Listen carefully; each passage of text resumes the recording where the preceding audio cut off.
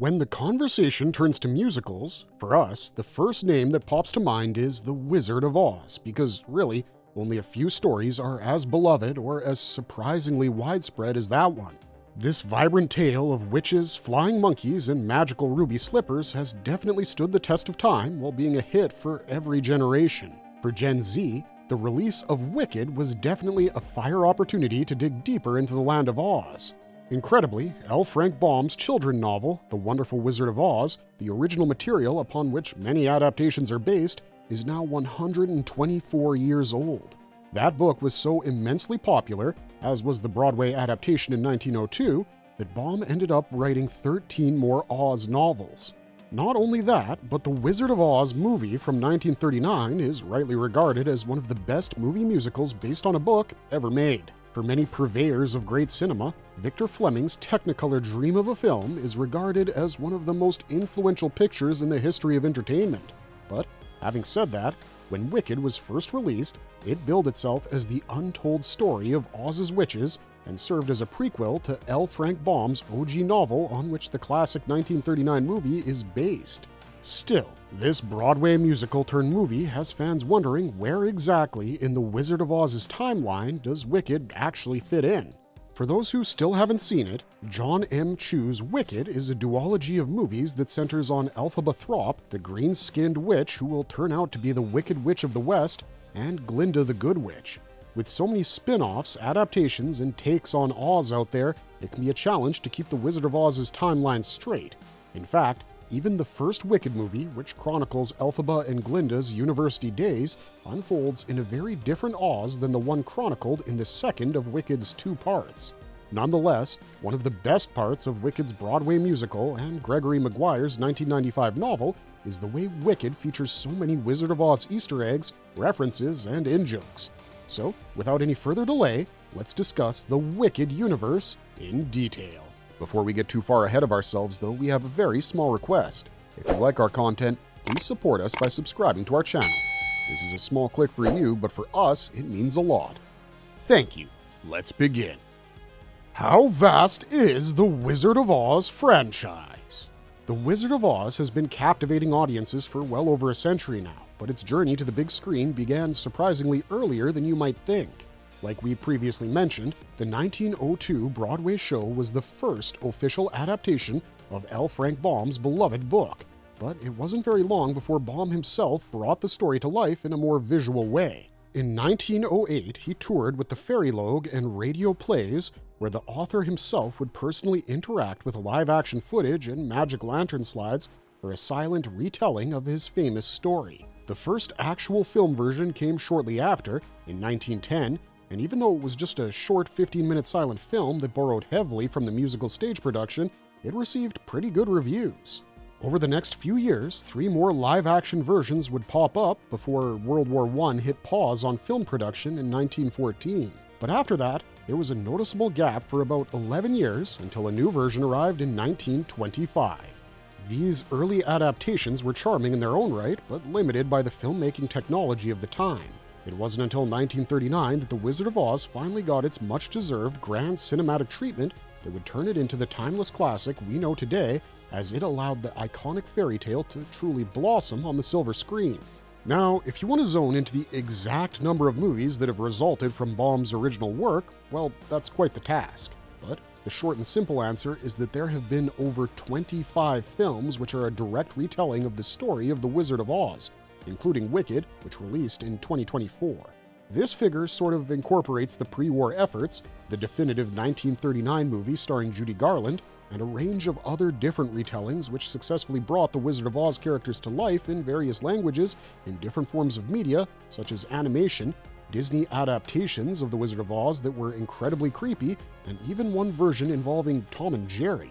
However, if we had to shortlist it and suggest to you our top 10 of the most notable Wizard of Oz properties, the list would include the Fairylogue and radio plays from September 1908, The Wonderful Wizard of Oz released in March 1910, The Wizard of Oz in June 1933, the classic Wizard of Oz from August 1939, The Wiz from October 1978, The Wizard of Oz from July 1982, Return to Oz in June 1985, and the very funny iteration of Tom and Jerry and the Wizard of Oz released in August 2011. We also have Oz the Great and Powerful from March 2013, and of course the very iconic Wicked, released in November 2024, starring Ariana Grande and Cynthia Erivo. Some of these movies definitely constitute prequels or spin-offs, but still imply that the strict plot of The Wizard of Oz takes place in their settings. Even though they have seen varying degrees of success and impact, they all provide many different reflections on the original story and its themes, alongside other media inspired by Baum's novel. But the world of The Wizard of Oz certainly doesn't stop there. In fact, the franchise has grown far beyond its original roots. Alongside the 25 direct adaptations of Baum's book, there are another 10 films that play around with the Oz universe, and some even offer international takes on the tale, while others are very loosely inspired by the original. You might not know this, but one even reimagines the classic lore through the lens of Apocalypse Now, and no, we're not making that up. Anyways, the impact of the franchise doesn't just end on the big screen. Oz has made its way to TV too, with 17 different series connected to the story in some form, dating all the way back to 1961. Clearly, Dorothy's journey down the yellow brick road has taken more twists and turns than anyone could have imagined, but most of the TV versions of The Wizard of Oz have been animated, which makes perfect sense really, because animation is a natural fit for the story's vibrant colors and magical settings, and it really helps bring Oz's whimsical world to life. Even the Muppets got involved at one point while starring in their own made-for-TV version, but the magic didn't stop there, as The Wizard of Oz also had a long and successful run on stage, both on Broadway and in London's West End. Over the years, there have been 17 plays inspired by the original story, and really it's no surprise, as the songs from The Wizard of Oz are just so iconic, and it's almost impossible to imagine the tale without them. We think the most famous stage production tied to the Wizard of Oz universe is, without a doubt, Wicked. Because it's not just a fan favorite, it's also the newest major addition to the franchise, with Wicked Part 2 set to hit theaters in November 2025. All in all, there have been around 70 movies, TV shows, and stage plays that either directly adapt L. Frank Baum's novel or draw inspiration from it. And yet, despite all those versions, the 1939 film still stands tall as the most beloved of them all. And honestly speaking, that's probably never going to change. How did one book become a film, a musical, and then a film again? When L. Frank Baum first took readers over the rainbow back in 1900 with The Wonderful Wizard of Oz, the story, as legend has it, was born from the whimsical tales he used to tell his children. He apparently cooked up this magnificent story with bits of his own life experience, thus creating a modern fairy tale that struck a chord. Not long after, Baum teamed up with illustrator W. W. Denslow and Broadway director Julian Mitchell to bring the story to the stage in 1902. The show saw some modest success, which was more than enough to encourage Baum to keep expanding his Oz universe through a series of follow-up books. Then, in 1938, Disney's smash hit Snow White and the Seven Dwarfs infected MGM with a serious case of inspiration. Because audiences clearly had an appetite for fantasy, MGM figured it was time to get in on the action, and the world saw the groundbreaking result in 1939 as the Wizard of Oz film swept into theaters with a hurricane of unforgettable characters, groundbreaking special effects, and one of the most iconic musical scores in cinema history, thus taking people on a journey that would enchant generations to come. Now, if you read Baum's original books, you probably noticed that the movie took a few creative liberties. For starters, Dorothy's iconic ruby slippers were certainly not red in the books. Originally, they were silver, but when MGM got their hands on their flashy new Technicolor, they wanted something that would really pop on screen, and in that moment, silver just wouldn't cut it. That is how the ruby slippers were decided on, and rightly so, because saying that they went on to be one of the most famous props in movie history would be an understatement. There's also the matter of the Emerald City, because in Baum's version, it's not actually made of emeralds. It just looks that way because everyone is required to wear green-tinted glasses. While the wizard claims it's because the city's brightness and glory would be otherwise blinding to the naked eye, it's really all just smoke and mirrors. The 1939 film leaves that detail out though, and Wicked gives it a subtle nod during the one short day scene. You should know that many of Baum's original readers were living through the populist era and have read the book as a political allegory. But by the time MGM released the movie, the world was facing an entirely different kind of darkness, one that made audiences all the more ready for a colorful escape to a magical land. The Wizard of Oz really struck a chord with audiences when it hit theaters in 1939. With the Great Depression still fresh and World War II looming, people were craving a little escape, somewhere far from their troubles that didn't feel so gray. Like Dorothy, they also longed for a place where life felt brighter and magical instead of a little less sepia. So, MGM's dazzling visuals and whimsical story offered just that, with a comforting fantasy during uncertain times. Sure, Dorothy finds her share of problems in Oz, but nothing that a well-placed bucket of water can't fix, apparently. And by the end, her message really hits home when she realizes how there's no place like home, especially when you're facing life's storms alongside the people you love. Interestingly, decades later, Gregory Maguire took that familiar world and flipped it on its head. His novel Wicked was fueled by the turmoil of the Gulf War, which was a time of global tension that got him thinking about how we label people as heroes or villains. As a children's author, he was fascinated by the idea of complexity and how no one is all good or all bad.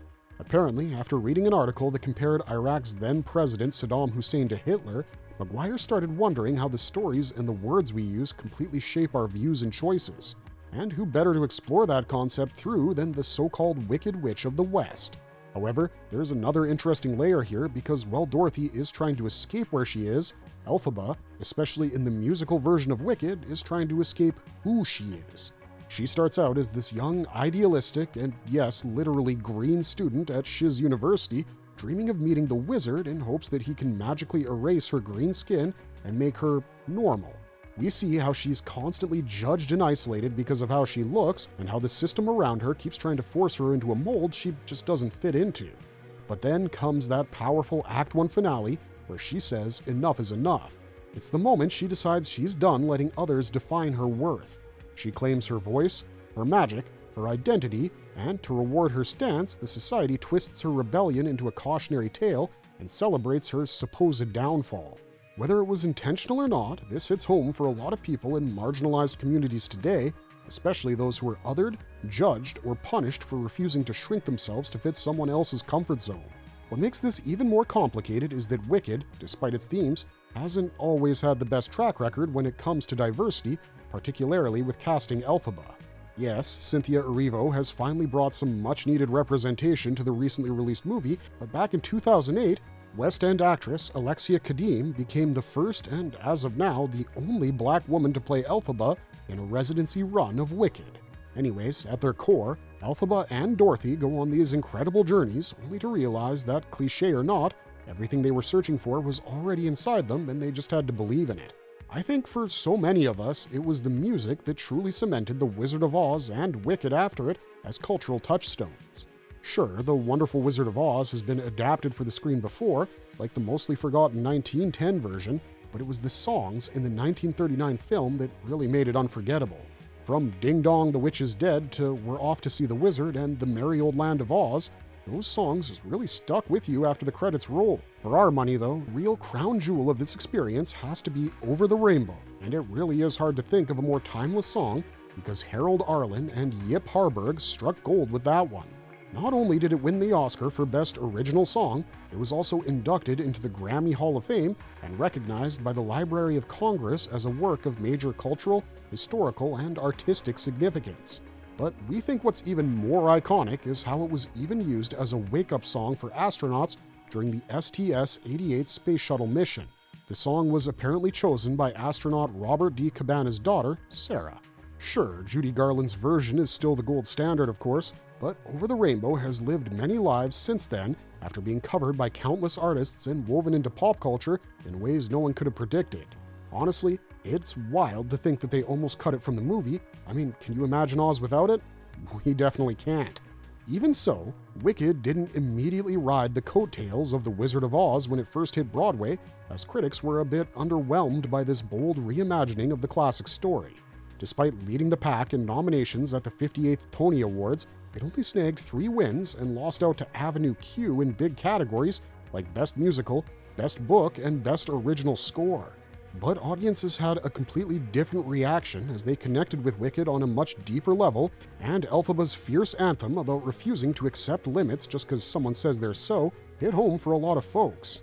Stephen Schwartz's incredible score did not just accompany the story, but elevated it. as the music delved into the characters' souls in ways that words never could, stitching the whole show together with heart, power, and emotional punch. Rightly so, because songs like The Wizard and I, Defying Gravity, No Good Deed, and As Long As You're Mine have been living rent-free in our heads and hearts ever since we first heard them. Back in 2003, Wicked had cast quite the spell over audiences around the world. It was a full-blown phenomenon, smashing box office records pretty much everywhere it landed, and for nearly a decade it ruled Broadway as the top dog, even pulling in the highest weekly revenue in the history of the Great White Way at one point. By 2023, it had climbed into the top 4 longest-running shows on Broadway, and over in London's West End, it held a strong 11th place. It's safe to say that Wicked touched a whole lot of hearts, leaving behind more than a few handprints in the process. So, what better way to introduce this magical story to even more people than by bringing it to the big screen? Well, In the Heights may not have been a box office juggernaut, director John M. Chu showed that he had the vision and heart to translate beloved musicals to film. Wicked fans had been waiting for this adaptation for what feels like forever, basically since the curtain first went up at Gershwin Theatre, and Chu isn't the first to try, as there have been many attempts to get this movie off the ground for years. Needless to say, he had some pretty big ruby slippers to fill, which he did, as people are already eager for the second part of the film. Wicked's lore actually took place many years before the events in Wizard of Oz. Even though Wicked is technically an origin story, it doesn't really follow the typical prequel playbook, which makes it tricky to pin down exactly how many years before the Wizard of Oz it takes place. Gregory Maguire's novel is more of a revisionist spin on Baum's world than a straight-up backstory, so while you will recognize familiar characters, locations, and bits of Oz's history, the timeline is still pretty loose. In the Wicked book, the wizard stays in power for around 40 years before finally ditching the Emerald City and his whole all-powerful act in that iconic hot air balloon. The musical, and now the movie, also follow a similar path. So, while it's not totally clear when everything happens, one thing's for sure, and that's that Wicked gives us a whole new way of looking at the story we thought we knew. Moreover, during the wizard's time in Oz, a lot actually changes as the Emerald City gets a major makeover after the famous Yellow Brick Road is finally finished, but it's not all glitter and progress. Trouble starts brewing, especially in Munchkin Land, when a devastating drought leads to growing unrest. In response to the Great Drought, the government starts pointing fingers and the blame lands squarely on the backs of the animals, sparking harsh anti-animal laws across Oz. At this point, Elphaba is probably around 18 when she heads off to Shiz University, and as things spiral politically, she eventually goes into hiding and begins to gather her power behind the scenes. So, by the time Wicked wraps up, it's likely been about a decade since Elphaba's school days, thus putting the events of the first Wicked movie roughly 10 years before Dorothy ever drops into Oz. What is the premise of Wicked? As we've already discussed, Wicked is a prequel to, or perhaps more accurately, the origin story for some of the most prominent characters in The Wizard of Oz.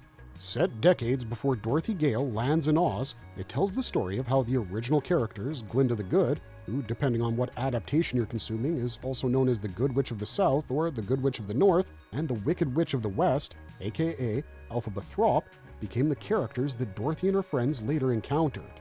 In Maguire's original novel, the tale of Dorothy and her friends following the Yellow Brick Road does still appear, but at the end of the story, it also gives us a further time frame of reference, saying the wizard was in power for roughly 40 years after departing the Emerald City, like we see at the end of The Wizard of Oz. This is consistent with Act 2 of the Wicked stage musical, in which we see references to Glinda and Fiyero working for the wizard approximately 10 years after graduating Shiz University. And we know that, ultimately, the show wraps up with Elphaba encountering Dorothy in a very famous scene. All of these clues tell us that the timeline of Wicked, the book and musical, starts about 40 years before the events of The Wizard of Oz. All 5 pieces of material, from the original Wizard of Oz book and movie, Wicked the novel, Wicked the stage musical, and finally Wicked the movie, they all take liberties that differentiate each from the source material and one another. But the general setting is the same, which emphasizes how Wicked is set a handful of decades before The Wizard of Oz, and the story's purpose is to provide the origin stories of the witches of Oz in their youth. Are there any Wizard of Oz references in John M. Chu's Wicked? Well, we already know that Wicked the movie isn't exactly the same as Wicked the stage musical, which is already pretty different from Wicked the book, which again is only loosely connected to the Wizard of Oz film, which in turn takes quite a few creative liberties with Baum's original novel, The Wonderful Wizard of Oz. We hope you're still with us because that definitely was a bit of a tangled yellow brick road, but that's just how adaptations work, as what fits one format doesn't always work in another. With that said, the Wicked movie, much like the musical, still made plenty of space to throw in some overt references to the original source material. Some of these references help anchor the timeline or setting, while others are just little Easter eggs for fans to spot and smile at. I think one of the most obvious nods comes right at the start of the Wicked movie, as the opening title screen echoes the style of the classic Wizard of Oz film, and we even get a quick shot of Dorothy, the Scarecrow, Tin Man, and Cowardly Lion strolling down the yellow brick road. The Easter eggs don't stop there, as Glinda makes her grand entrance floating in her signature bubble. Then, during Popular, Elphaba briefly holds up a pair of ruby red slippers, which we think is a fun little wink to the 1939 movie.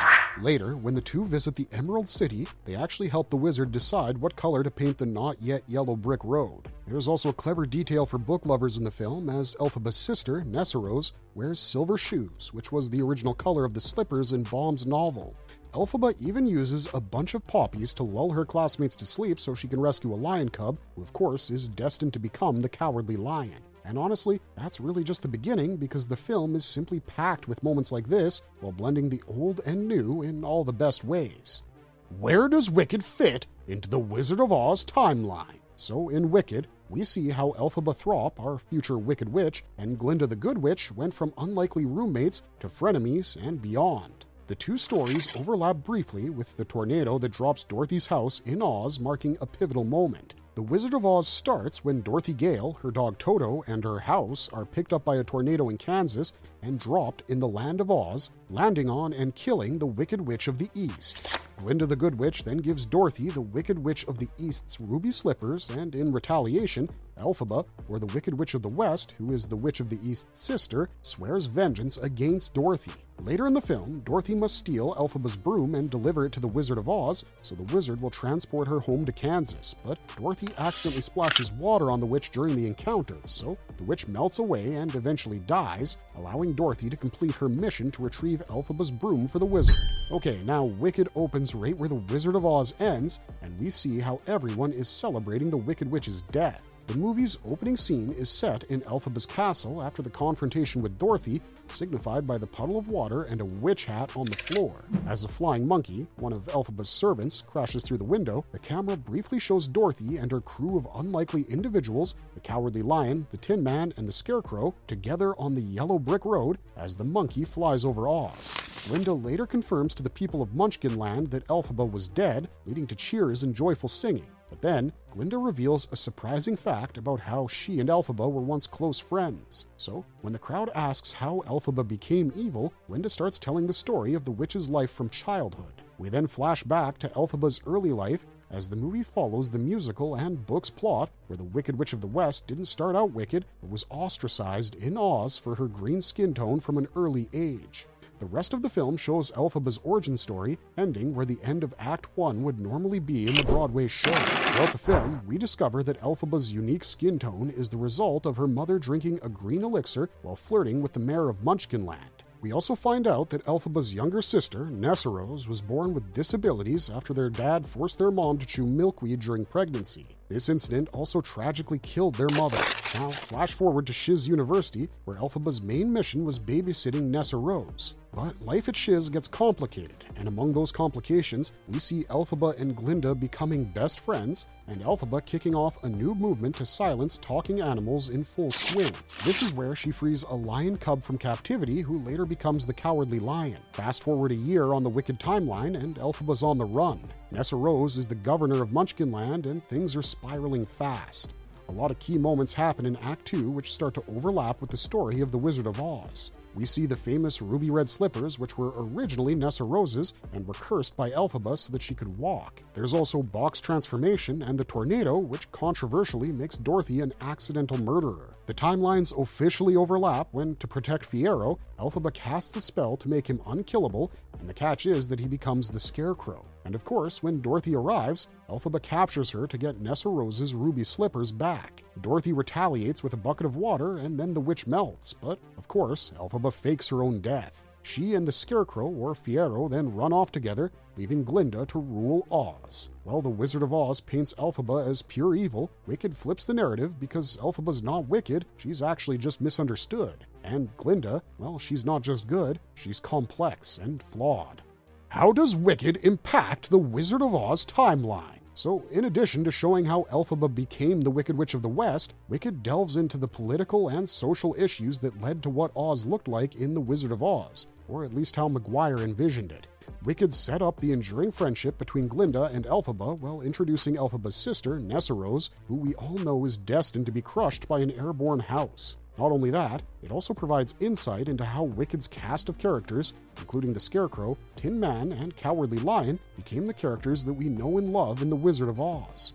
Most significantly, Wicked doesn't shy away from showing the wizard's true colors. While he is a scam artist in both Wicked and The Wizard of Oz, he's portrayed as a bit more bumbling and unaware in the original story. But Wicked paints a more nefarious side to the wizard, with his dubious actions being both more intentional and damaging, especially when Elphaba's reputation is concerned. Although Wicked's Oz may not be an exact replica of Baum's version, there's no denying that Cynthia Erivo and Ariana Grande's Wicked enriches the pre-existing story, because whether you're a hardcore fan or completely new to Oz, this story proves one thing, that there's always more than one side to every story. With that said, we simply can't wait to see John M. Chu's second part of the film, which is set to release this November. What do you guys think about this Wicked rendition? Was it a hit or a miss? Let us know your thoughts and opinions in the comments section down below, and if you haven't already, consider liking and subscribing to the channel. It really helps us out a lot.